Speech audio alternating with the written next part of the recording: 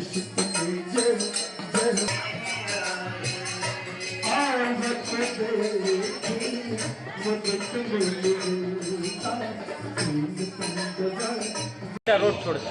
मैं हूं राजकुमार विश्वकर्मा।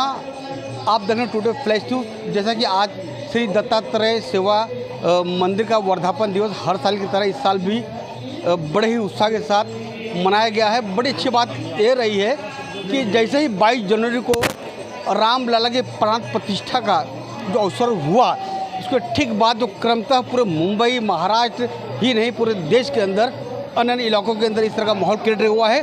और मेरे साथ यहाँ पर खड़े हैं, आज यहाँ पर दर्शन लेने आए हैं वरिष्ठ पत्रकार, मैं तो कह सकता हूँ मेरे गुरु भी हैं, क्योंकि उनके पिताजी सारे राजनीतिक दलों के भी गुरु रहा करते थे। इसी डॉक्टर स्वर्गीय राममनोहर त्रिपाठी जी के सुपुत्र हैं। ये खुद उनकी अपनी पहचान है। भैया क्या कहना चाहेंगे, क्योंकि कोई राजनीतिक सवाल नहीं करना है, अब क्या कहना चाहेंगे जैसे 22 जनवरी जो राम प्राण प्रतिष्ठा पर जो राम का माहौल बना राम जी का, तो पूरे देश के अंदर खुशी का माहौल छाया हुआ है और दत्तात्रेय मंदिर तो हर साल इस तरह का कार्यक्रम आयोजित करती है। मैं कई दशकों से इस रामायण में आ रहा हूँ और आनंद पाता हूँ रामायण का पाठ करके, रामायण का पाठ सुन करके। आपको तो पता है मेरे घर में भी हर साल रामायण होती है। अभी बस हुई है, 2 दिन लगते हैं रामायण में। रामायण का जो सुख है, जो आनंद है प्रभु रामचंद्र जी को समझने का, वो अब ज़्यादा से ज़्यादा लोगों तक पहुंच रही है। ये बड़े आनंद का विषय है कि राम का जीवन जो है, मर्यादा पुरुषोत्तम राम का जीवन, अनुशासन का जीवन है ना, त्याग का जीवन, बलिदान का जीवन है ना, दूसरों के लिए जीवन दे देने का जीवन। क्या सीखना है? पिता के एक वाक्य पर आदमी सब कुछ छोड़ के चल देता है। आज के युग में कितना सिखाना है हमको।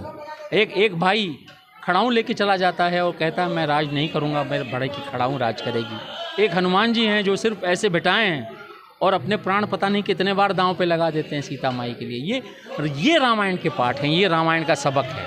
ये अगर सिखा पाएँ हम रामायण में, वो त्याग, वो बलिदान, वो सलीका, वो पारिवारिक जीवन, वो मूल्य, वो संस्कृति, ये रामायण हमारी कहती है। रामचरितमानस जो हम जो पाठ करते हैं, हम उसको रामायण कहते हैं, लेकिन हम लोग तुलसीदास जी की रामचरितमानस का पाठ करते हैं। उस रामचरितमानस में ये सब चीज़ें बताई गई हैं और समझाई गई हैं और बड़े सलीके से, बड़े तरीके से जीवन जीने का ढंग सिखाया गया है। एक तरह से वो धार्मिक पुस्तक तो है ही है, एक तरह के सामाजिक विज्ञान भी उसमें है। आप देखें उसमें ज्योतिष शास्त्र है, उसमें आप देखें, आप उसमें आप कल्पना नहीं कर सकते, उसमें साइंस है, उसमें पुष्पक विमान है। उस युग में आप देखें तो सही क्या क्या नहीं है उस रामचरितमानस में। वो रामचरितमानस एक तरह का ग्रंथ है। उसको कई बार लोग समझे ना समझे बिना टिप्पणियाँ करते हैं और तरह तरह की चीज़ें बोलते हैं, है ना। वो बड़ा अटपटा मुझे लगता है कभी कभी कि जिन्होंने रामचरितमानस नहीं पढ़ी वही उसके बारे में ज़्यादा बातें करते दिखाई देते हैं। जैसे कहते हैं कि सीता जी की अग्नि परीक्षा हुई, राम की अग्नि परीक्षा नहीं हुई। भाई ये रामचरितमानस में नहीं है। पुरानी जो रामायण थी ना उसमें है, वो नहीं पूजी जाती घरों में। घरों में रामचरितमानस पूजी जाती है। तो रामचरितमानस के पूजन जो होता है ना, वो उसमें वो वहीं ख़त्म। अयोध्या में राम आए लौट के और रामचरितमानस वहीं ख़त्म हो जाती है।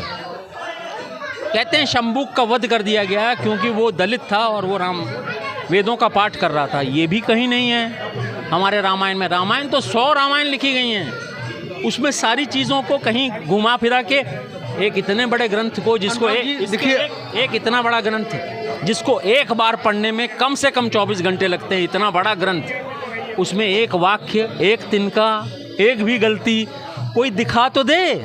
आज तक तो ढूंढ रहे हैं भाई साहब, कुछ 100 साल बीत चुके हैं, आज तक तो नहीं दिखा पाए।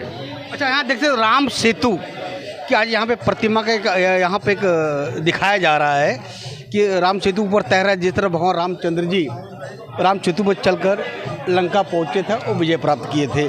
बार बार कई लोग आरोप लगाते रहे कि राम सेतु का कोई मतलब साक्ष्य नहीं है, था कि नहीं, क्योंकि आप अनुभवी पत्रकार हैं। इस पर मैं कहना चाहूँगा कि क्या वास्तव में गूगल पे एक बार जाएं और वो चित्र देख लें। आज भी हमारे इधर से बम्बई से कोई अगर नौका या गोवा से निकलती है और उसको जाना हो चेन्नई, तो वो उसको पूरे श्रीलंका का चक्कर लगा के काटना जाना पड़ता है, क्योंकि बीच में एक सेतु बना हुआ है पत्थर का। आप जा नहीं सकते, आपको इतना बड़ा चक्कर काटना पड़ता है। कई बार वो एक योजना बनी कि भैया उसको तोड़ करके कम से कम जहाज जाने भर का रास्ता निकाल लिया जाए, लेकिन वो भी नहीं आज तक बन पाई।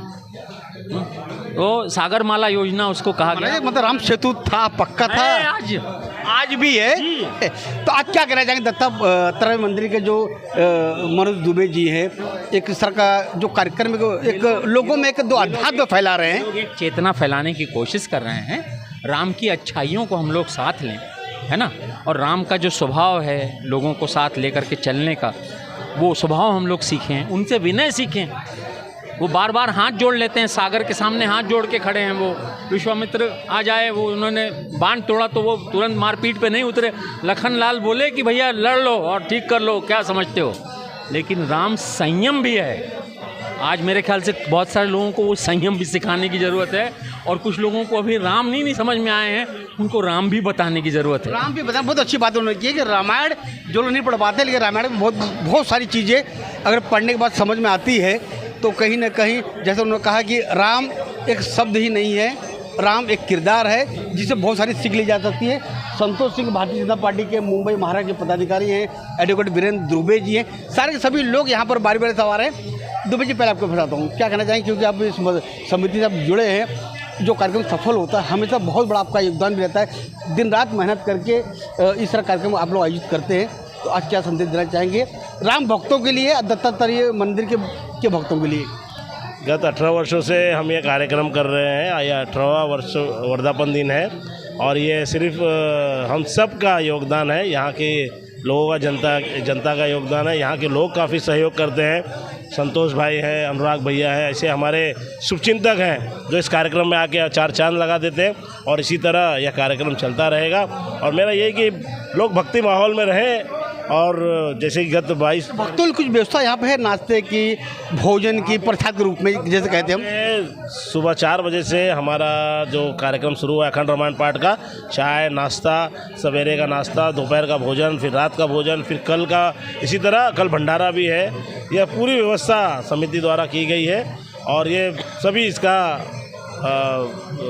प्रसाद लेते हैं। यहाँ की जनता उसका लाभ लेती है। सीधे चलते संतोष सिंह जी के पास। संतोष जी, हमेशा जब कोई बीजेपी कार्यक्रम हो या ना हो, लेकिन धार्मिक कार्यक्रम होता है, बिल्कुल समय निकाल कर आप पहुँचते हैं, क्योंकि आपका समय काफ़ी व्यस्त रहता है, मैं देखा हूँ। तो आज आके यहाँ पे किस तरह की अनुभूति आपको प्राप्त होती है, और आज क्या कहना चाहेंगे, जैसा कि 22 जनवरी से पूरे ही भारतीय जनता पार्टी के द्वारा जैसा कि फैलाया जा रहा है कि मोदी जी के निमंत्रण लोगों ने मतलब अस्वीकार कर दिया, कांग्रेस के बहुत सारे लोग कर दिए हैं, लेकिन कहीं ना कहीं राम माहौल तो हो गया है 22 जनवरी के बाद, क्या कहना चाहेंगे? जी, मैं ये कहना चाहूँगा, मैं यहाँ एक किसी राजनीतिक पदाधिकारी के नाते यहाँ नहीं आया हूँ, क्योंकि ये मेरी श्रद्धा इस संस्था से जो है तकरीबन 25 सालों से जुड़ी हुई है। मनोज दुबे, वीरेंद्र दुबे जी ने जो चीज़ की नींव रखी है, आज ये 18 साल जो बीत रहे हैं, और इस साल भगवान रामलला के मंदिर के निर्माण के उपलब्ध में जो इस बार हुआ है, सारे भक्तों को खुशी हो रही है। मैं यहाँ कोई राजनीतिक प्रश्न ना कहकर बस सिर्फ जय श्री राम कहूँगा। जय श्री राम। देख सकते कहीं 22 जनवरी से लोगों की जुबान पर जय राम जी और जय श्री राम के अलावा कुछ निकल नहीं रहा। बल्ले सिंह जी यहाँ पर हैं, ये भी एक समाज सेवी हैं और राम भक्त हैं। बल्ले सिंह, क्या संदेश देना चाहेंगे आज राम भक्तों के लिए, आज यहाँ पर जो पहुँचे? देख सकते राम जी की प्रतिमा जैसा लग रहा है कि आज हम स्वयं अयोध्या चले आए हैं। ये तो मैं बहुत बहुत धन्यवाद देना चाहूँगा वीरेंद्र दुबे, अशोक दुबे का, जो इस तरह का कार्यक्रम हर साल इन्होंने करते हैं, अपने सभी समाज के लोगों को एकत्रित करके, और बहुत ही अच्छा कार्यक्रम होता है, जो कि श्री राम प्रभु के कार्यक्रम में न कोई जात है, न कोई धर्म है, न कोई पार्टी है। यहाँ पे हम लोग को सबको आना जरूरी है। कोई जात, कोई धर्म, कोई पार्टी नहीं है। सुरेंद्र यादव जी का काल चाबा कहीं देख ले, जब कार्यक्रम शुरू होला सबके व्यवस्था में लग जाला, कार्यक्रम सफल कैसे बने, कुछ चिंता तो बहुत ज़्यादा रहे का कब आज?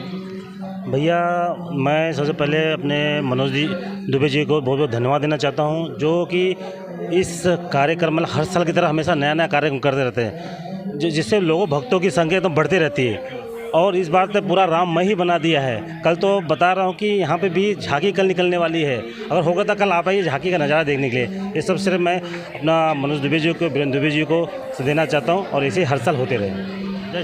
जय श्री राम का नारा यहाँ पे लग रहा है। देख सकते धीरे धीरे सब राम भक्त यहाँ पर सम्मिलित हो रहे हैं, क्योंकि वक्त इस बात की इजाज़त नहीं दे रहे हैं, क्योंकि अनुराग त्रिपाठी जाना है। का कहल चाबा आज? सर सबसे पहले तो मैं जय श्री राम बोलूँगा, क्योंकि भगवान राम की जब प्राण प्रतिष्ठा हुई तो हमारे अंदर भी प्राण जाग गए। हाँ, और हम सब लोग यही से सोचेंगे और करेंगे कि बस उनका नाम हमेशा उजागर रहे और हमारे प्राणों में बसते रहें। जय श्री राम। जय श्री राम। जैसे जैसे लोग सब आ रहे हैं, बारी बारी लोगों से हम बात करने की पूरी कोशिश करेंगे।